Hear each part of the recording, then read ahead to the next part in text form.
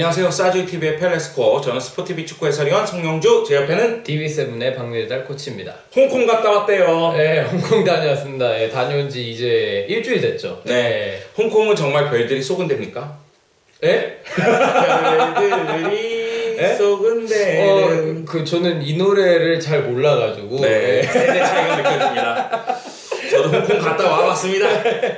네. 거두절미하고 바로 본론으로 들어가도록 하겠습니다. 알겠습니다. 네, 프리뷰 시간입니다. 상세 프리뷰 경기는 첼시와 맨체스터 유나이티드의 경기를 준비했습니다. 네. 첼시 같은 경우에는 챔스에서 주중에 이제 로마전에서 0대 3으로 패배를 당했습니다. 이제 경기력적인 부분에서 이제 아자르가 돌아와서 로마 상대로도 굉장히 좋은 모습을 보여줄 수 있지 않을까 이런 생각을 했었는데 의외로 수비 조직력이 굉장히 붕괴되고 그리고 굉장히 한쪽으로 굉장히 너무 치우쳐서 수비하는 경향들이 많이 나타났어요. 그래서 한 선수에게 세 선수가 달라붙다가 골을 허용하는 세 번째 실점 장면 등등 수비적인 문제가 조금 더 많이 보였었고 그게 아무래도 제가 봤을 때는 캉테의 부재가 조금 크지 않았나 이렇게 생각이 듭니다. 하지만 이 경기에서는 드디어 은골로 캉테가 돌아옵니다. 그렇기 때문에 중원에서의 무게감도 매우 커질 것으로 보이고 수비 쪽에서도 안정감을 유지할 가능성이 큽니다. 그리고 알바로 모라타라든가 에당 아자르 페드로를 앞세운 공격은 최대한 스피드를 높이면서 뒷공간으로 들어가고자 노력할 것 같고 그리고 모라타의 머리를 겨냥하면서 헤더에 의한 골을 노리겠죠. 자, 맨체스터 유나이티드도 주중에 경기를 치렀습니다. 네, 맨유 같은 경우에는 벤피카를 상대로 이제 제가 봤을 때는 2대 0으로 승리를 거두긴 했지만 득점 장면의 이런 부분들이 좀 팀적인 부분보다는 조금 더 개인에 의존한 마티치라든가 좀 더 개인에 의존한 부분들이 많이 보였던 것 같아요. PK로도 골이 들어갔었고 그래서 그런 부분을 봤을 때는 좀 불안한 모습이 있지 않을까 싶지만 역시 마티치의 존재가 공수 밸런스를 굉장히 잘 담당해주고 있고 그리고 10월 경기 때 이제 경기 전적을 살펴보면 5경기 동안 허더스필드한테 1경을 당한 2실점 경기 외에는 다 무실점으로 클린시트를 한 걸 봐서는 수비 조직력도 굉장히 탄탄한 편입니다. 저는 개인적으로 가장 요상한 팀이 맨체스터 유나이티드라고 생각을 해요. 그러니까 맨체스터 유나이티드는 하나 뺏어 보면은 다소 불안합니다. 일단은 중원 쪽에서 포그바라든가 펠라이니가 빠진 다음에는 안정감이 좀 부족한 건 아니야? 이런 생각이 들고 수비 쪽에서도 에릭 바이가 조금 흔들리는 모습이 나타났던 것 같은 느낌이 들거든요. 그러다 보니까 조금 어려움이 있지 않을까? 이런 생각이 드는데 그럼에도 불구하고 상대를 힘으로써 제압하는 데는 매우 능한 모습을 보여주고 있고요. 그리고 승승장구하고 있죠. 물론 허더스피드에게 패배를 당하긴 했지만 그 다음에 연승 행진을 이어가면서 상승세를 이어가는 모습입니다.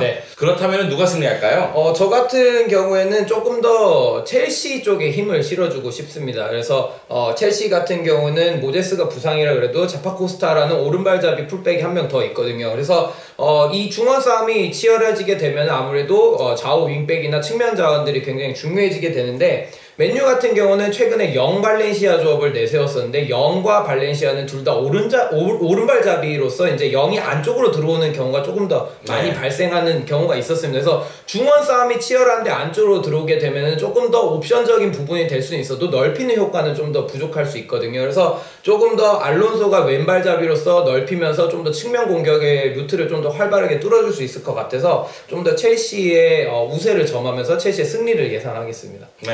저는 이 경기는 무승부로 끝날 가능성이 크다고 봅니다. 일단 첼시도 그렇고 맨체스터 유나이티드도 그렇고 계속해서 미드필드 라인에서 약간씩 문제를 드러내고 있는 건 부인할 수 없는 사실이거든요. 그러다 보면 중원 쪽에서 불필요한 다툼이 일어나면서 에너지 소모가 좀 많아질 것으로 보이고요. 그 전방 쪽에서는 굉장히 빠르게 공격을 전개시키고자 노력을 하겠지만 서로가 서로를 잘 알고 있기 때문에 그리고 이 경기의 중요성을 알고 있기 때문에 수비 쪽에 무게감을 둘 가능성이 좀 더 커 보입니다. 그래서 이 경기는 무승부로 끝날 것이라고 저는 예상을 합니다.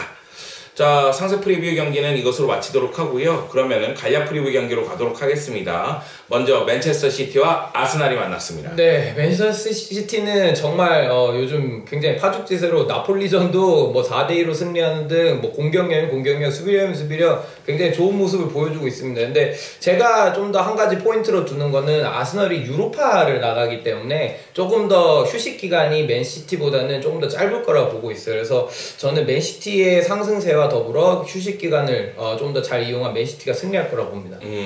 저는 맨체스터 시티가 체력적인 소모는 더 많을 수 있다고 생각을 해요. 왜냐면은 유로파리그 경기에서 벵거 감독은 벤치 멤버를 가동하니까 네. 또는 어린 선수들을 가동하고 있으니까요. 네. 그런데 맨체스터 시티가 지금 14연승이고 공수 밸런스가 정말 무섭습니다. 네. 그렇기 때문에 아스날이 맨시티를 상대로 저력을 발휘한다 할지라도 역시 맨시티가 지금의 기세를 이어가면서 아스날을 제압할 가능성이 더 크다.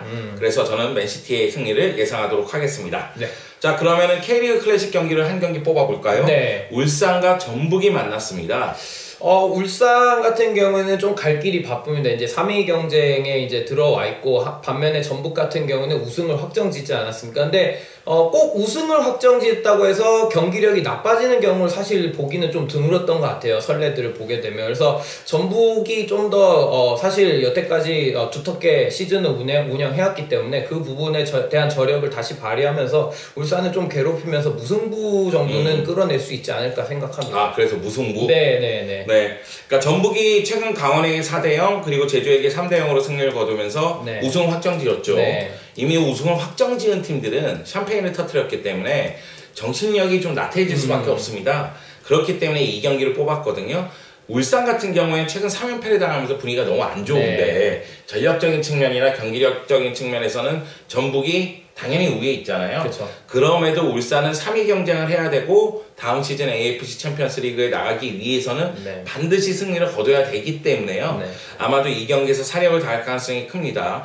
다만 김동훈 감독이 FA컵에 대한 좀 기대감을 선수들로 하여금 만들지 못하게끔, 그러니까 무슨 얘기냐면 FA컵에서 부산을 만나기 때문에 그 경기에서 또 승리하면 AFC 챔피언스 리그에 나가거든요. 그렇기 때문에 FA컵은 있자, 이 경기에만 집중하자 이러면서 동기부여를 제대로 할 수 있을지가 관건으로 보입니다. 네.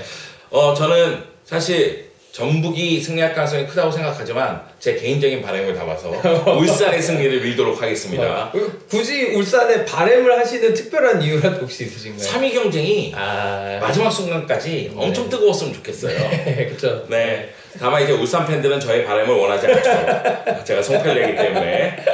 자, 라리가에서 바르셀로나와 세비야가 만났습니다. 네, 세비야도 그렇고 바르셀로나 그렇고 이제 바셀 같은 경우에는 이제 둘 다 챔스를 나가고 있습니다. 그래서 바셀도 챔스를 치렀지만 무승부를 기록했었고, 그다음에 세비야 같은 경우는 스파르타전에서 승리를 거뒀었는데, 그럼에도 불구하고 바르셀로나의 그런 홈 분위기라든가 아니면 바르셀로나의 리그에 지금 순항하는 모습들이 세비야가 이 부분을 멈추기에는 조금 어려울 부분이 있다고 생각이 듭니다. 그래서 저는 바르셀로나의 승리를 예상하겠습니다. 네, 이 경기는 바르셀로나가 승리할 가능성이 좀 더 크죠. 네. 그러니까 바르셀로나의 기록을 봤더니만 최근 15경기에서 13승 2무더라고요. 네. 맨체스터 시티가 최근 14연승이니까 네. 거의 삐까삐까 상승세다. 네. 뭐 이렇게 볼 수가 있을 텐데 리오넬 메시가 워낙에 대단하니까요. 네. 부상 선수가 많음에도 힘을 발휘할 것 같고 발베르데 감독이 최근에 이 중원 쪽에 전문적인 공격수보다는 이제 중앙 성향의 선수들을 배치시키면서 변칙적인 4-4-2 포메이션을 가동하는데 그게 효과를 보더라고요.